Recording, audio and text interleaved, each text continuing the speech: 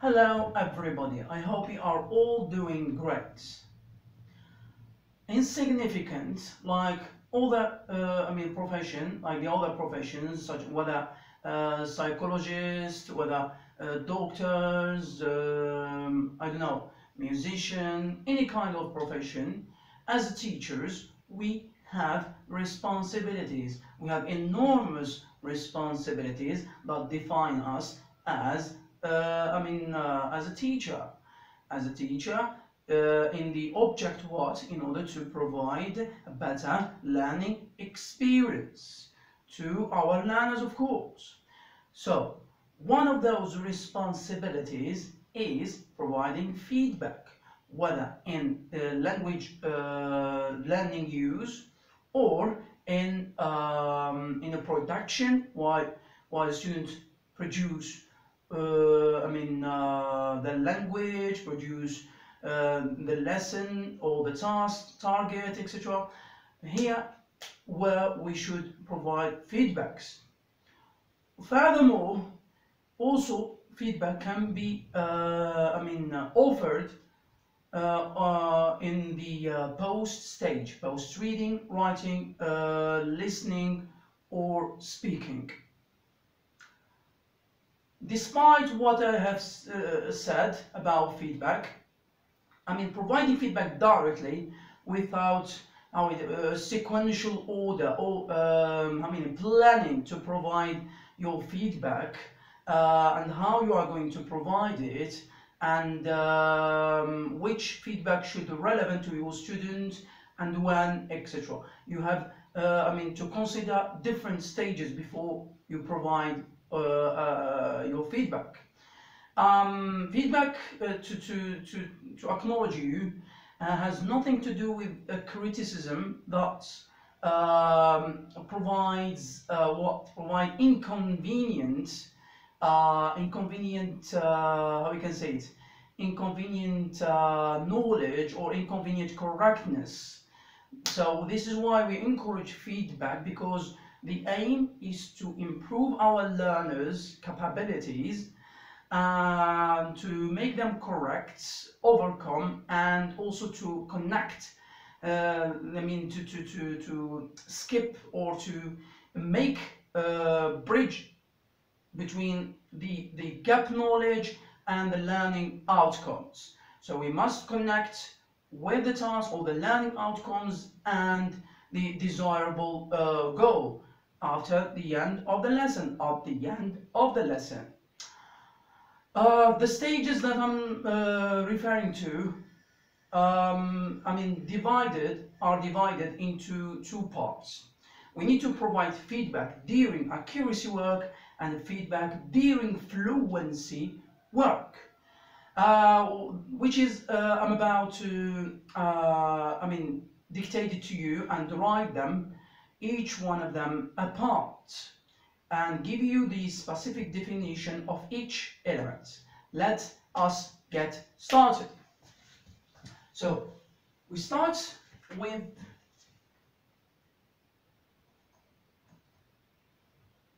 feedback. Feedback, we have two parts. During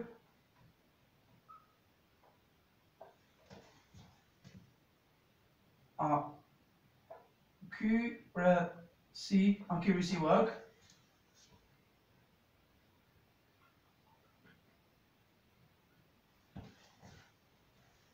and we have the second one during fluency work.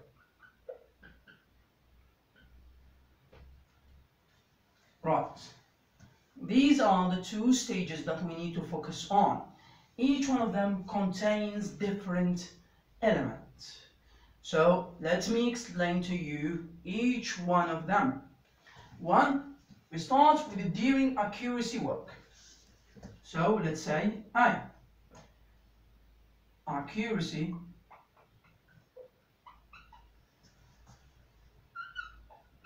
work, right? What do we have in accuracy work? We have repetition. The first thing, when you provide the feedback, you ask your your students or your pupils to repeat what he or she has said. Means read their utterance or to repeat their sentence or their expression, and in the object to see if they can realize where the mistake had been done. So we have the first one is repetition.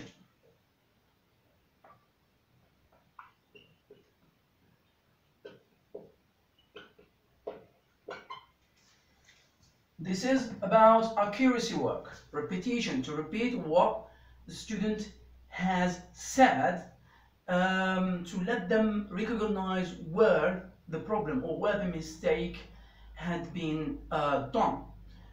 Right? This is the meaning of repetition. We move to the second one. Second one is echoing. I'll explain it.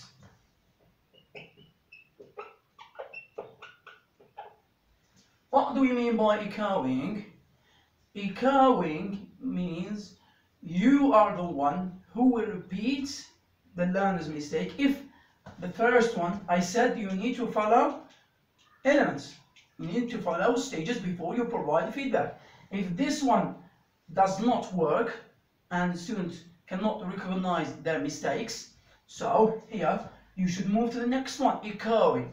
So it is your part now, it is your duty to repeat what students have said, and by emphasizing or stressing on the statement that was wrong, where it means to spot the mistake and stress on the word or the expression or the utterance, where students have did not make a grammatical did not make a correct sentence or correct grammar knowledge or whatever. This is the meaning. It means to stress on their expression or then sentence, etc. Stress on the word and to let your students maybe, this is where I have done it wrong. So they might consider the mistake and think about the solution, think about the right or the correct version of the mistake. So this is the meaning of echoing. We move to the third one. So third one, as you can see, if this does not work, you move to this. If this does not work, you move to this. So you have plenty of solution, plenty of feedback stages to follow in accuracy work, in accuracy, right? So we have repetition, echoing, and something else that deals with the gestures, means the gestures, or you can write, simply express, state where the mistake is spotted. So we have, for example, statement. Means you directly say where the mistake is. Okay? So where the mistake is, you can let your student know where the mistake had been done. So you show it to them and state it. And the question, do you think this is okay? So here lead us to the fourth stage. Fourth stage means you will ask your question in a statement, or ask your pupils. For example, do you think that this is grammatically correct? Do we say he have or he has? This is just a simple sentence. Do we say if I will be a teacher, I would like? No. So we have, this is about if conditional type 1. If plus present simple plus, in the if condition, and in the main clause, if clause and main clause, it becomes the future. So present in the if clause, and the main clause will employ will, future simple, right? This is about the grammar. Now, statement to state where the problem is or where the mistake is spotted, or by asking a question or stating it directly. Okay, so the students definitely will understand where the mistake is. Now we move to the fourth one. What is the fourth one? Using gestures, facial expression. This is what I meant by gestures. So gestures.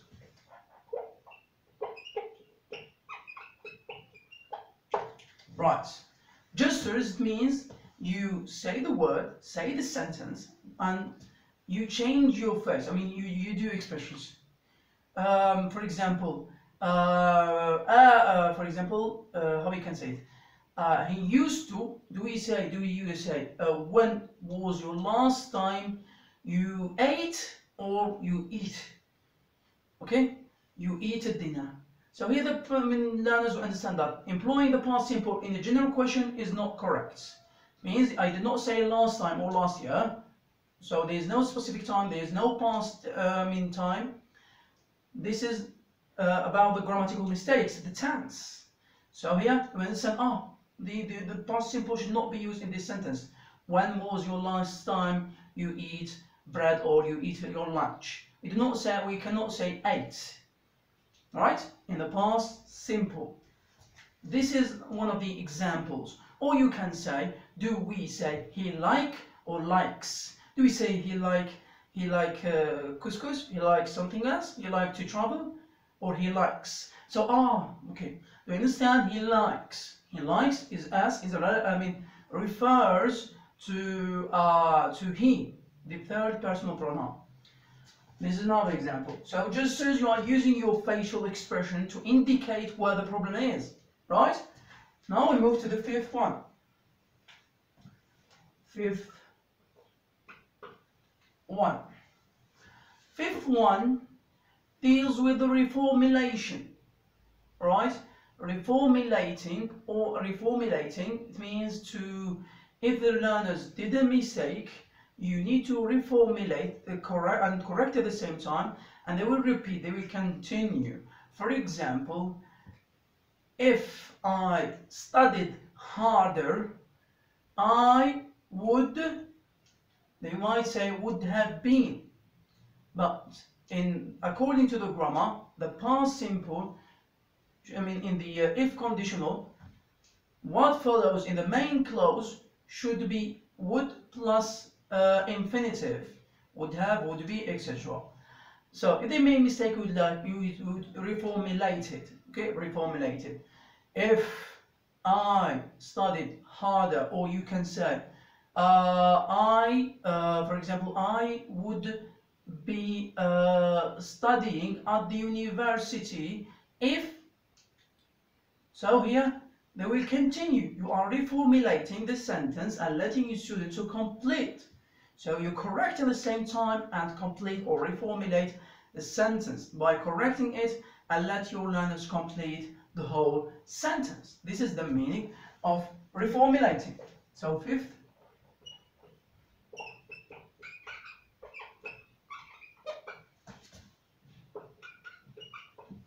Reformulating. Now we move to another one, the sixth one. Hint or hinting.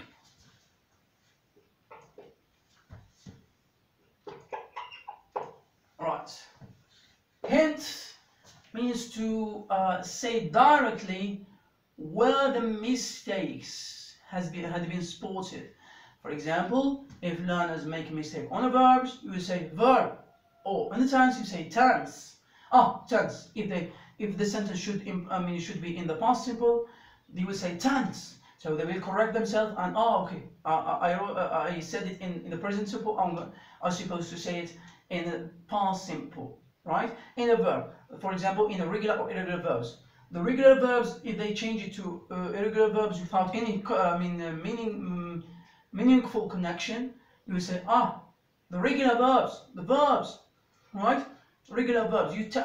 Let them, realize the mistakes. Right? So these are all stages. But you may wonder If all these, and this is just as a precaution, if all these does not work, what you have to do at the final one, what? Getting it right. So it is called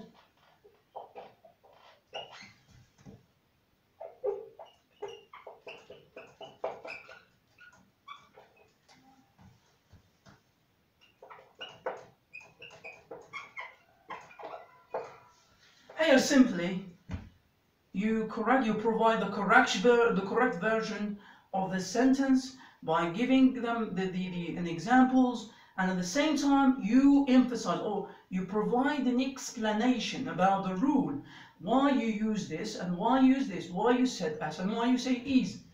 So we say plural, for example, to use are for plural and is for singular, whatever. So you provide the grammatical structure or the grammar rules format, and to let your student realize the correct version. This is about the first part, during accuracy work. Now let us move to the second part, that is during fluency work.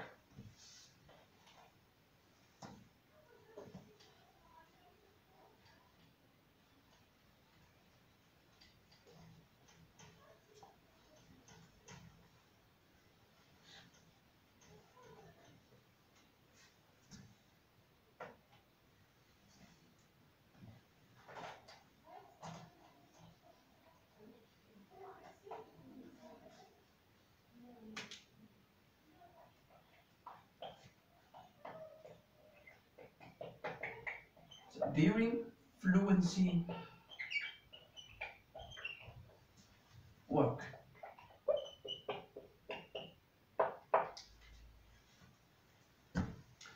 During fluency work, it means to have a gentle correction by correcting your students, providing feedback, right?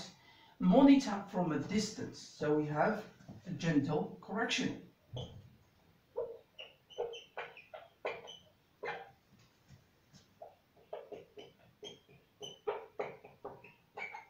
Right? Gently you correct what students have said, whether in a pronunciation, in features, whatever. Then we move to the second part. Second part means monitor from a distance.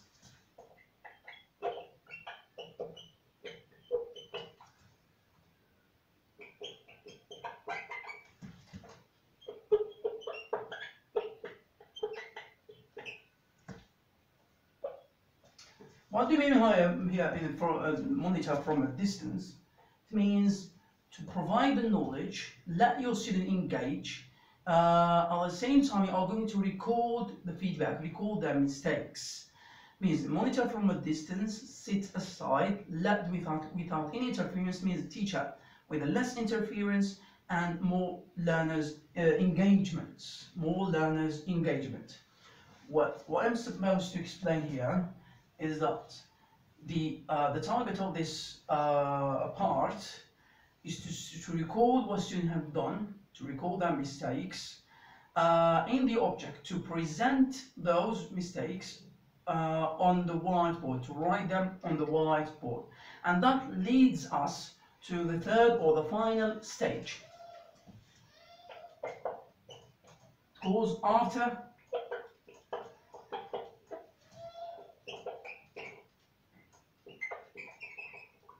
the event. After the event means to produce what mistake, the mistake on the board, write them on the board and ask a student to recognize where the problem is. Maybe they have a possibility to understand and correct by themselves, or to have a peer correction. If they did not, you provide the correct version and introduce it to your students. So that was all about the stages that you need to follow in accuracy work or fluency work that are related to feedback, providing feedback as one of our rules, of our responsibility. Thank you very much for your watching, and see